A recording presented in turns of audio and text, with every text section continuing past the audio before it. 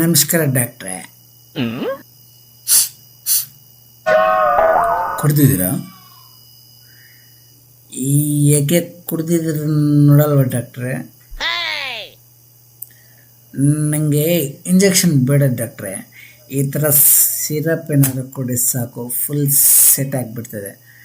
ಅದ್ರ ಬಗ್ಗೆ ನೀವೇನು ತಲೆ ಕೆಡಿಸ್ಕೋಬೇಡಿ. ನೋಡಿ, ಇದು ಹಾಸ್ಪಿಟಲ್, ಹಂಗೆಲ್ಲ ತರಬಾರ್ದು. ಮೊದಲು ಬಿಸಾಕಿ, ಇಲ್ಲ ತೆಗೆದು ಒಳಗಿಟ್ಕೊಳ್ಳಿ.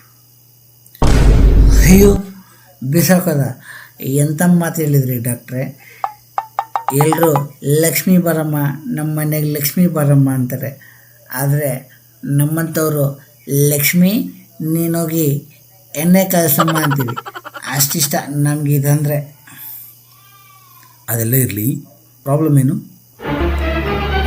ಎಣ್ಣೆ ರೇಟು ತುಂಬ ಜಾಸ್ತಿ ಇದೆ ಡಾಕ್ಟ್ರೆ.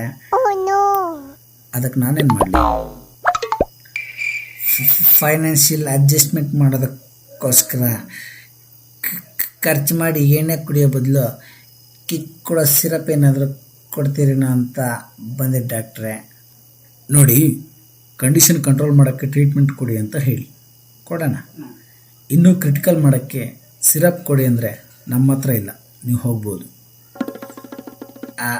ಅದೆಲ್ಲ ಡಾಕ್ಟ್ರೆ, ಈಗ ಹೋಗ್ತೀರಾ ಇಲ್ಲ ಸೆಕ್ಯೂರಿಟಿನ ಕರೆಸ್ಲಾ? ಸೆಕ್ಯೂರಿಟಿ